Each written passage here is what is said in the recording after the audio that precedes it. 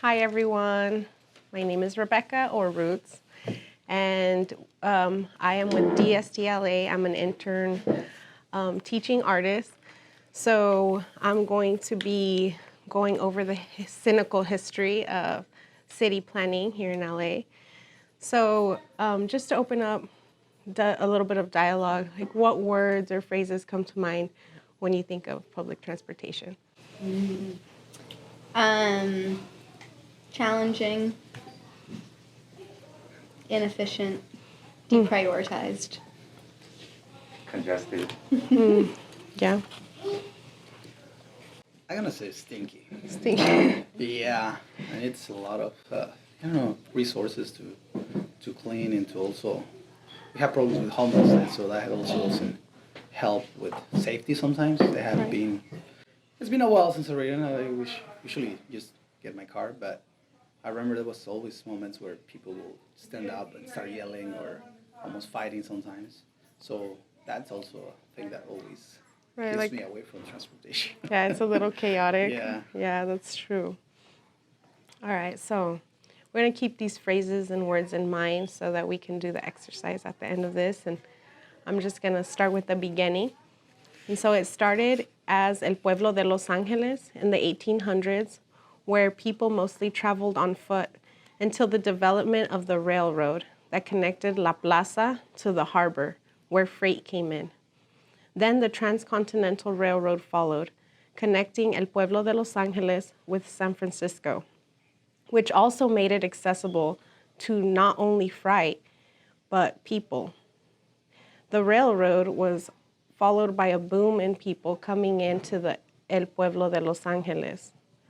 Within the city, however, people still traveled, mostly by foot, then horse and buggy, and as time went on, the city became congested by trolleys, automobiles, and diesel buses. Inevitably, freeways were created to divert the heavy travel. The way freeways were designed started with the cynical story of a man all the way across the country in New York named Robert Moses. Robert Moses was born in Connecticut on December 18, 1888, to German Jewish immigrant parents. Although the Moses family were wealthy and affluent, they were not accepted as fully white. Robert Moses enjoyed the luxuries of wealth and status. His family even inherited a mansion and were able to retire early in life. But they also endured the injustices of the time, when Jews were excluded from fraternities and limited to 10% enrollment at Yale, where Robert Moses attended. Moses was selected to represent his college at the World Congress on the topic of racial issues. His honesty was so infuriating to some people that they chased him off stage, while others, however, were very impressed. Robert was later recognized by the Khedive of Egypt, who invited him for a tour of the Middle East. There, Moses saw how the Arabs were living lavishly, ruling Africa and collaborating with the British Empire. Robert was convinced that this was the way all society should be set up, and brought this ideology back to America, where he finished his education with a PhD in political science at the age of 26. Robert Moses began working in government in 1913 with the New York City Research Bureau. Moses campaigned for employment based on personal skills. Ironically, he was put into power by knowing the right people. When Robert pitched his idea of centralizing parks to the governor of New York, Albert Smith, Smith loved it so much that he made Moses Secretary of State and chairman of the Parks Department in 1927. Moses became well known for being the best bill drafter in politics and built the legal basis for what the government should be in charge of. His political run came to an abrupt end when President FDR refused to rehire him, a petty act of revenge for Smith not hiring FDR's secretary. By the time that Robert Moses' political career was over, he had created a political apparatus that would become the blueprint for exclusionary architecture and city planning. Robert Moses projects were meant to exclude specific populations. He built bridges that were too low to accommodate buses, therefore locking out populations of Black and brown people who use public transportation. Moses is credited for creating 255 parks in New York, with only one in Harlem, using $8 million per mile in the nice neighborhoods versus 1.7 million per mile in the neighborhoods of color. Robert Moses used funds to not only create park projects, but to build freeway systems that diverted congested traffic and pollution out of wealthy neighborhoods and stopped mass transit infrastructure from being built for accessing certain locations. Moses became extremely good at manipulating politicians into funding his projects. He knew that once he started the project, the politicians were forced to cough up whatever he needed. Public opinion is generally positive toward creating green spaces in community. How would it look if politicians just stopped funding a project meant to create green spaces? Surely, people would never re-elect such an official.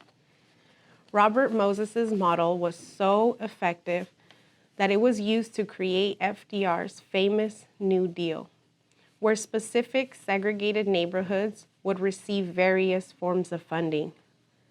Moses used his blackmail tactics as the unelected chairman of the Parks Board until it stopped working in 1962, when Nelson Rockefeller accepted his resignation after a failed attempt to continue his control. Eventually, Robert Moses died in disgrace in 1981, thanks to a memoir, The Power Broker, that revealed it all. Robert Moses' infamous legacy, however, did not die with him. It lives on in many cities across the nations that adopted similar measures to continue to segregate poor and wealthy neighborhoods. Chicago, Kansas City, Montgomery, Detroit, Boston, and our own Los Angeles have used Robert's model as a blueprint to segregate certain neighborhoods, like the West Adams District, which was a thriving community occupied by Black homeowners, but was cut off completely by the building of highways. There are countless freeways across the country that are so inconveniently made just so they wouldn't destroy wealthy white neighborhoods. Things like traffic barriers, which the police claim are used to stop criminals from escaping quickly, came from Robert Moses's blueprint, further creating displacement engines with these massive construction projects. Essentially, a way was found to do through city planning what politicians could only dream of forcing through law. So I just want to talk about that a little bit, how the city planners were doing things that they couldn't legally do anymore. Like politicians couldn't segregate us, right? But they found a way that they could cut off certain populations from going to certain places, or they can completely fence a population off by building a highway around them. So I just think that that is so powerful, because we usually think that we have to go through law and government policies, you know, but this guy essentially found a way, like a loophole, to still keep people segregated, and the wealthy wealthy and the poor poor. And so I just wanted to just go over the definition of transit equity, which is what this workshop is about. And the definition refers to the fair and just distribution of benefits and burdens when planning for transit delivery. This includes providing access to opportunities for employment, socializing with friends and family, connecting with the community, and meaningful participating in our societies. Does this kind of equity exist in our neighborhoods today? What do you think? It doesn't, right? It's like, how could you really go back and undo all the damage that you've done? And like, how could you take down walls where you already placed them, you know? And then how could you bring back all the pollution that's been let out and so much that has happened to these poor neighborhoods because of projects like this, and they're not even thought about in the planning like phase of it. You know, it's like they're just property. Like, you know, no human connection with the poorer people. It's insane to me. So we're gonna do the exercise right now. The first exercise is to write a list of things that exist in your neighborhood, and then to make a comparative list of things in another neighborhood, so in a more affluent neighborhood. So that's going to be our exercise. So the second exercise, so with our list as a light guide, we're going to write a poem on why my neighborhood. So we're going to use examples from our list of the two neighborhoods to address the powers that be and their choosing of your neighborhood to be torn down for a freeway instead of the other neighborhood. So I'm going to read an example of a poem that I wrote. It's called Your Hood, My Hood. Your hood has different places you can choose to play. My hood shares a single park. The rest is a jungle of concrete. Your hood is filled with green, sacred spaces that purify the pollution. My hood is always congested with traffic and the children with asthma. Your hood has fancy swings and slides, decorated with curly waves and shells. My hood has a simple slide and monkey bars, decorated with monkeys mocking me. Your hood was strategized to stay wealthy. My hood traps us in prisons. Why is your hood nice enough to call a neighborhood, but my hood's called the ghetto? Thank you. Thank you so much. And I just want to cite the sources.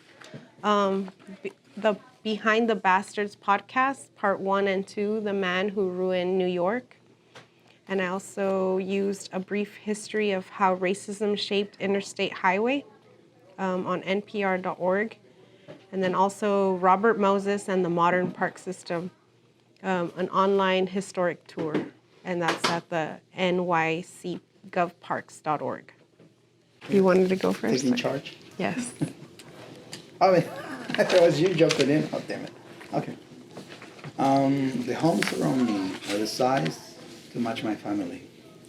Your homes are a gated community ruled by a homeowners association.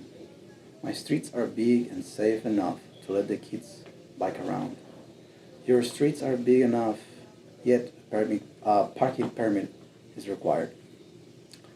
Around me, empty houses purchased by a freeway going nowhere. Your neighborhood is crowded by golf courses. Why are you tearing down my home? How funny. Progress is selective. Is it not? That's great. I wrote my poem about, so I moved here from New Orleans and was focused on this kind of work in New Orleans. So my poem is called Going to Work. When I drive to work, I zip down the street that to build it, they killed 300 live oak trees and the black business district that they shaded. I climb up the freeway that strangles the once thriving integrated shopping corridor from downtown. Now, home to the post-Katrina nonprofit boom. No businesses can survive. I cross over the Crescent City Connection, suspended 300 feet above the Mississippi. Descending into Algiers, a neighborhood named, perhaps, for the enslaved people it used to house, the river mirroring the Mediterranean, the French Quarter confusable with France. When I turn onto my office's street, I pass the white painted bike, chained to a pole outside of the brand new racetrack gas station. Fake flowers sit at the ghost bike's tires, memorial to Carl Odoms. A black elderly man hit and killed by a police car running a red light.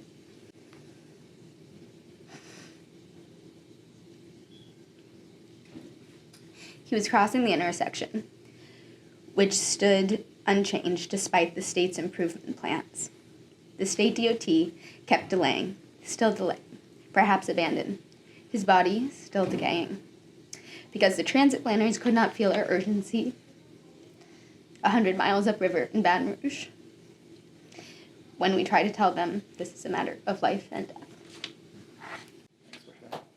Oh, Sorry, getting emotional. that's powerful. That's what these spaces are for, you know, to express those emotions that we need to. And like, I feel that sometimes we feel so powerless, but this reminds us how powerful we are. Thank you for sharing that. That was beautiful. Yeah, really personal and detailed. Yes. So I wrote another one. Should I share it? Oh, yeah. It's kind of rough. I write like 5 or 6 pages to get a final draft. My home, they call the ghetto. Rubble and scratchers line the streets. 1-minute walk in any way to get to a liquor's. But you can't find a bank walking distance.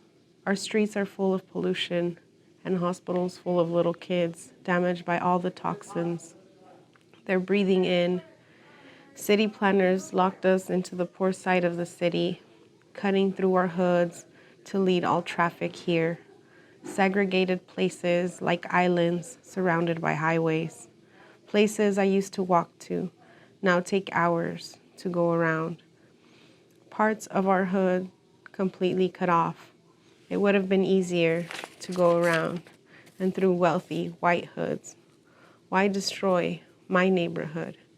You tore down old Chinatown just like you destroyed La Loma, Palo Verde, and Bishop. Thank you. Second one. Yes. I actually wrote something too. Yay. So, wrought iron chain, link, fence, toilet, paper rolls a la Kirkland bulk size, leg mannequins con pantalón pintado, and no more than Veronica's Adriana's Hernandez insurance to reassure the inevitable carcacha bumps another and commercial train tracks rompen corazones de motivadores, the tragedy of giving rides to kids, dogs, mattresses, water heaters, y el bloque de motor that was rebuilt last week because sin la camioneta, there's no meat to go with the beans, y el bus no pasa por aquí enough to carry these lawnmowers to west side streets where gutters are clean and homes' curtains aren't frayed at the seams, it seems. Commercial transit is only for me if I have hundreds of mouths to feed. But I'm a small business owner trying to make ends meet.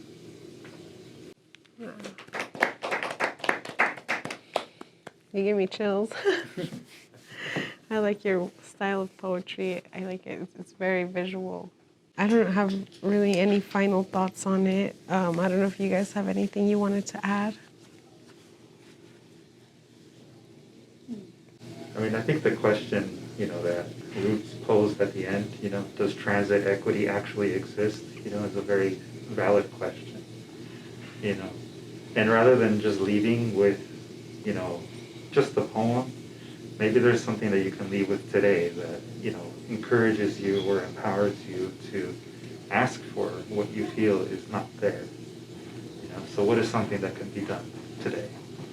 Aside from, writing your beautiful poems, what else can be done? Who can you reach out to if you see that something is missing in your neighborhood? I mean, here locally in Council District Number 9, it's Current Price, City Council Member Current Price. His office is just up the street, right here on Central. Let's burn it down. No. I mean, maybe not that kind of Outside action, boys. but yeah. But there's obviously action. A little bit less radical. Right. one of the things that, at least through these workshops, we're trying to do is encourage people to create art that speaks to this idea, you know. And we're encouraging everyone that does come up with something to submit to our anthology. And the anthology that will be produced out of these sessions will actually be sent directly to the city council members' offices. Just this last week, they received the one from last year that was about decent living, you know. What does it mean to have affordable housing, to have a living wage, you know, how does that look for us? And now we're doing the same thing with transit. You know, how can we create transit equity? And transit doesn't mean just the buses, but also pedestrian safety. It also means, you know, just safe roads for cars to travel along, you know, creating the infrastructure for future trolleys or, you know, other metro lines that could serve our communities. So that's what we're asking for. Well, there was some nations. Okay, never mind. Well, to me, it's the history of it. Like, it let us know about. We're talking about infrastructure, especially like how we end up here. That's why I love history, because you never understand how you're gonna get somewhere if you don't know how you get here. And the story of this guy is telling you, like, you know, those decisions that he took back then, even, you know, taking down neighborhoods because it was better for his. He didn't even drive a car. Like, we know the story. Like, he had a driver. He was a So very he didn't even wealthy care about person. traffic. Right. He liked cars, and they offer him, like, okay, for 20 million, so 2 million, we can add all transportation devices on these freeways. He's like, nope. No. And now those changes that should happen, it costs way more because infrastructure is more expensive, permits are more expensive. But when he had the chance, he chose not to, right? For many reasons. First of all, because economic class, he's a Jewish guy who should have known better, and he was trying to be white. And I hate that. Like, he just basically, because he doesn't affect him. Right. He will, you know, take somebody's parks and put it in the rich people's parks. And that's why I love your point. It has that part that says, like, they put monkey shapes in, because he was making it racist. Because those other parks, he spent more money. Yeah. More money than the poor people's park. Exactly. And more parks over there. And after that, he still put a joke in it. Like, let's put some monkeys as decoration because you're monkeys, you know? Right. Yeah. So, that's insane. Like that it can actually like go down. They have these meetings and then everybody's like, yeah, let's put monkeys on that one. I would have in the Harlem. Sir, this is a black neighborhood. Right. Don't you think that's a little racist? Like, I object. But no, like everybody gives a thumbs up. Right? So it's those decisions behind doors, right? And like, because that's why I love the part that you put like it's a black It's the last part you have bold letters. That's just. Oh, that essentially. Yeah. Oh, here. Essentially, the way it was founded to do through city planning, what politicians could only dream of forcing through law. You know, like, because New York wasn't segregated. Right. But he found a way to segregate, not only by race but also by status. By class. You don't have money to go through these parks. Oops, sorry. Yeah. Right. Yeah, like it's a clever way because it's like not outright saying, you know, like, oh, they can't come, but he knew that the majority of the population was Black and brown people using public transportation. So he's like, let's make the bridges to this park like way lower so that for sure they can't get in. But on the outside, it's like, of course they could come. If you have a car, come on. Who cares if you're brown and black? Right? I mean, yeah, exactly. There's no whites only sign kind of thing.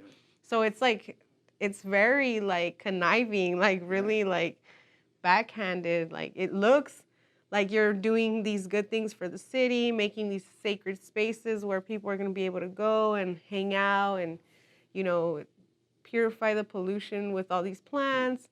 And in reality, it's like he's making the wealthier neighborhoods wealthier, nicer, and cleaner. And then all the traffic and trash goes to the hood, you know? I like the way you say conniving, because it's definitely that. Like, we checked, like, before he, like, passed away, he was a hero because he was making these great parks, and he was the head of, like, you know, you're making parks. That's nothing wrong with that. Everyone loves parks, right? Yeah. And I'm like, I would have sucked that lollipop, too. Yeah. But in reality, when this came out, the book that the other guy The was, Power his Broker. biography, like, no, look at, he was doing this He was, outside, like, the law, right? And purposefully, it's not an accident. Right. If you did, okay, like the monkey thing, let's say, okay, that could have happened, right? But when you put all this number of things that he did, you understand the man. I mean, to be honest, I feel like the monkey thing can't be like, it cannot be innocent because like you only made one fucking park, bro. And you're gonna put on the other ones it has waves and shells, and then the one in the hood has monkeys. Like, Yeah, give me a unicorn. yeah, I know. Something else, like, wow. But yeah, like that's how we see like where the power really is, you know? And I feel like, yeah, what those are the kinds of questions we have to be asking ourselves. Like, what can we do now? Like, now that it's the way that it is, like, you can't really, like, take these walls down that segregate specific poor neighborhoods or whatever. But, like, what can be done? Like, maybe free transit for, like, the people in, like, the poor, like, really poor communities. I don't know. Like, I thought about this a lot because I'm like, it's kind of like you said, there could have been infrastructure put in place at that time, but now it's like, how can you start from the beginning if it's already like here? So yeah, that's a good question. But that's also a powerful tool about it. It's easier to build a bridge. It's way harder to turn down a bridge. Right. I think he did say so that, huh? Hard to turn down a bridge. He did. Yeah, He he did knew say about that, it. right, This is yeah. right here, but this guy is so Yeah. serious. He knows the outcomes and also how far along they're gonna be carried. Like that's what we call it, blueprint, right? Like everybody started using it. He didn't tell them use it, but they saw what he was doing. And how Say, oh, powerful yeah. it was, right? It's Yeah. like, oh, we don't need the laws. Policy. Yeah. Right? Right. And in federal policy, it specifically said that you get bonus points if you're doing slum removal while you put in your highway. There you go. So it was side by side as we're putting in highways, and your application will fare better for federal dollars if it's taking down something we deem as a slum, which was connected to the redlining maps and all these other things. So it was all very purposeful. Yeah, like that's Yeah. what we're talking about. It's New York, right? Well, like let's say LA, it would have the Dodger Stadium was built and taking these communities out. Whose communities were there? Right? Brown And that's why I communities, like right? this.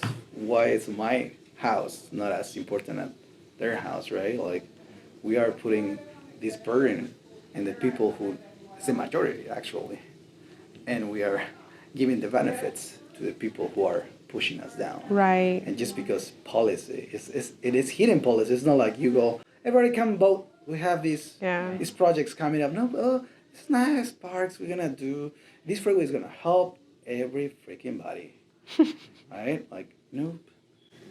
And so every time, well, this is kind of topics that infuriate me, but I like learning, right? Yeah. Right now, there's a new. So I don't know if you're familiar, and if you are, stop me. But the U.S. DOT officially acknowledged the harm they created and put out a very large report. It was the previous transportation person. So now the federal government and the U.S. DOT has a mandate to address and acknowledge the harm that they've caused, which is new. And there's a new grant called the Reconnecting Communities Grant, which is specifically for communities that were separated via highway. And so it's interesting. So New Orleans is one of the case studies that the Biden administration and people just held up. It's like, see this neighborhood. We all know we tore down 300 trees. We decimated the Black business district. And they've done so much community engagement, though. And people are like, the highway exists now. Like, you can't undo the harm that was caused because the businesses are gone. The trees are gone. People that own the homes have people already sold the homes because they got tanked in value. So now you tear it down, and then it just like returns money back to what the investors that bought it up. And so, and then that's also where a lot of people evacuated there during Katrina because it was above sea level. There's like, people have built culture around the fact that this thing has come in, and so you can't simply undo something. Just, how many 100 years later, however many decades later. And so I think that's something that, and now New Orleans also probably won't even get the grant because they don't want to actually tear it down. They want to do other things with the money, but that's not in the federal rubric. It has to be a thing of like, oh no, we said that you want to remove it, so now you have to want to remove it. And it's just, it goes on and on and on. So, It's a cycle. And Yeah, like especially the communities, because that's not, it's not like bringing people to live there. It was something established that had Yeah. roots. Like their parents, their business are connected. They're connected to other businesses. So once you take that out, it's hard to bring it back. Right. And it's more expensive to bring it back to. Yeah. And Yeah. that makes like it's a plus for them because like we don't have the budget for that. Like hell no, of course not. This you create a system that's gonna be obsolete. Like it's basically fitting itself. Like you create a problem that you cannot fix and then say, oh, let's We move can't on fix to a it. different thing. Right. Let's put a budget to a different use. Yeah. Yeah, there's happy- actually about that grant program. The city of LA right now Mm-hmm. is actually trying to get that funding. Because they're trying for to the- tunnel one, right? A highway. There's that, and Okay. then there's also a highway that's generally called the Highway to Nowhere. Mhm. I think it's in Redondo Beach, Okay. and it's definitely in the Bay Area of LA. And that highway was never completed and never connected with the 105. So because it got, a lot of people were fighting it. So now there's this section of freeway that connects to nothing, and it just ends. So the city of LA is currently taking proposals for how to convert that into green space. So, this is another example of More like, parks, my friend. yeah, this is another example of like what we can do now. Yeah. Like it's unfortunate that happened, but we are at least able to move forward. And we are, anybody from the city is able to go to those meetings to say, hey, I vote for parks, I vote for more housing, I vote Cheap for housing. the reintegration of communities, because it did literally split a community in half, and it also damaged wetlands.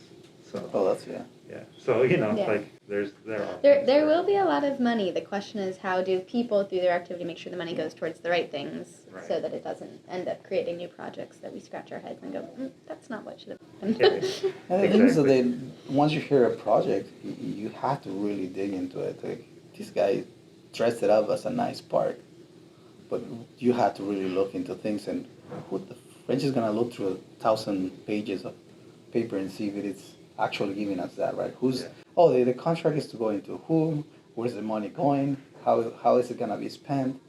All those things are like under the bridge. I think another thing that we need to also take into account is that we need to not just educate ourselves, but also educate our community and unite, come together, because Robert Moses, he tried to go through a neighborhood in New York, and that's when they stopped him, because they organized together, and they're they were a little bit wealthier, but I just feel like even in poorer neighborhoods, if we educate ourselves and we're able to rally a little group and go to these city meetings and stuff, we can do something. Yeah, we have to take charge of We definitely because do. we cannot let officials do things. Yeah, we can't trust them, because this is the stuff that they come up with. They have a freeway they want to pass through us. That's what I put there. That's I don't know, a couple of hundred houses that are empty. And there was a period of time they have police officers 24/7. I'm like, how much money is that? Instead of letting people live in those houses, we're supposed to be in house shortage, right? Right. So there's a fake house shortage. Yeah. And that's what I hate, and that's driving the prices of rent and all these other problems. But they're absolutely right, because who is in charge of this, right? If common sense would say okay, we don't want the freeway, we want houses, cheap houses. And there's also big houses in Pasadena, mansions size, and they're wow. empty. But those are the ones who actually fought them, because they have more of the power, so they were also able to stop it. And the only thing I see is that they're just waiting and see when they can do it. Because also the problem with these huge projects, because it's government projects, he said oh, this freeway is gonna cost $2 million. And after they started the project, Yeah, he said oh no, the budget's gonna go up. But since you're a politician, you don't want to say I left something halfway. So they go and give these huge contracts to these companies, and to me it's that's wasting a lot of money. And that's why you see how much you're willing to take as a cost of having those houses empty without paying taxes, all those things. That means that fucking freeway, it's a lot of money. It's a huge contract then. So you think about all the money they have spent wasting there for years. This has been years. And I don't know. See, Burn the system down. Have you all heard of Eric Avila's book, Folklore and Freeways? He's a professor at UCLA, and he's an urban historian. What's the name of the book? Folklore and Freeways. Or Folklore of the Freeways. Race and Revolt. Oh, the freeway. Yeah, Race and Revolt of the American highway system. Yes. Okay. And it's not super long. It's really well done, but it's a lot about organizing that. It's first about the history of the federal highway system and the damage that it did, but also then the different stories that came out of groups building resistance, and when that worked, when that didn't. Surprise, race had a lot to do with that. But then also talked about in Boston how there were cross-racial coalitions and how that worked. So yeah, very interesting about the different. I like that it has answers. Because that's what we always try to tell them, like when they're doing classes or any project, we're like, we want to put the problem. What's the problem? Yeah. But we also want to point maybe the solutions. Right? Yeah. And it's hard when it comes with these problems. Like Yeah. we always trying to like, oh man, I'm just one person. I mean, have power, but not that much power, right? But in the end, and I think the moral of the story here is that, each individual one of us has the ability to express our voice. And if enough of us come together, I mean, right now we're just 4 in a room. But us 4 can go to a city council meeting, and us 4 can still have an impact on our officials, So in the end, to sort of just summarize all of this, I would say, like, don't forget that. Don't forget that your words have value, and that value is just immeasurable, like beyond compare, Just like you said, Roots, we can tell our neighbor, we can tell our friends, and the more that we share this information, this little bit of knowledge that we have, the more we can really make an impact. So, Yeah, I like that book. I think we're gonna check it out. Yeah. Solutions that we was trying to find. Well, that's a history book, so it's about what really happened. Sometimes that's solution, sometimes it's learning it tells you those. what times that it worked. Yeah. That's what I like. Yeah. It's been proven. That's yeah. So, yeah, it's There's always also a people good trying. book that's transportation adjacent, but called Just Action. It's the follow-up to Color of Law, which is about the legal systems for racial segregation in the U.S. What is that one? The first book is called Color of Law, and that's all about how we legally enshrined racial segregation in the U.S. And then they were in this situation of wow, we just really said all of the problems and we gave none of the solutions. And so the author of that book and his daughter put together a book called Just Action, which is a series of case studies of things that people have actually achieved in terms of thinking about how to reconnect communities and kind of efforts of dismantling segregation within the U.S.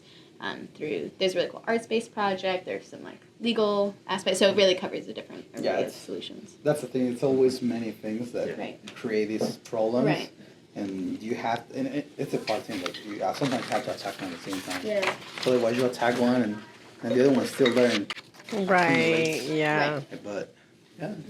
Transportation connects to all Oh, these yeah. other things A that lot we're of talking things, about. Yeah. Housing, business. Yeah. You see a lot of people who Employment, lost their business because, Yeah. you had even just, let's say they didn't turn down your business, but they put a freeway or they're building next to you. All that time you have no people flowing in. Yeah. So it's a huge, One of the neighborhoods I worked in New Orleans, it wasn't the street itself is one of my favorite streets in New Orleans, but the highway runs perpendicular to it. So it's a mile and a half walk from the central business district, but people just don't want to cross under a highway. Because crossing under a highway as a pedestrian or as a biker is a lot. And then and you just saw there were so many great businesses that would try, and we're okay, how long is this one gonna last? How long? And it was so tragic. There was an example. I don't know if we put it there, but it was on the show. They're talking about this mall. It was a fancy mall, and they were saying that the community next to them, but that community was poor, and so they just put the freeway there, because they didn't want them to cross. Because again, you have to drive around, or walk around to get to that mall, or things like that, or being safe, right? If the bus stop doesn't stop at your house, and it stops a mile, you have to walk a mile in a bad neighborhood. Yeah. That's dangerous. So people have die because of that. So all these consequences. Or when I had to go to dinner in Beverly Hills last weekend, and like, there's nowhere for me to lock my bike. Like, this Oh, entire yeah. city doesn't have anywhere to lock a bike because they don't expect anyone to bike here, or they don't want anyone to bike here. Well, I lost my bike the first time I came to DSTL Arts. I parked it on the, it was a library, and they have a bike rack thing, Yeah. and I have a small little thing. And yeah, when I left, like, it was gone. That Yeah. felt so good. Yeah, still remember Yeah. that bicycle. Very Love first that. day volunteering. Yeah. Oof. So, Yeah. but anyways. So. Enough of that. Thank you so much, everyone, for watching this workshop series with me. I hope you enjoyed it. If you want to follow me, I'm on Instagram at Royal Roots Arte. And you guys have a good evening. Blessings.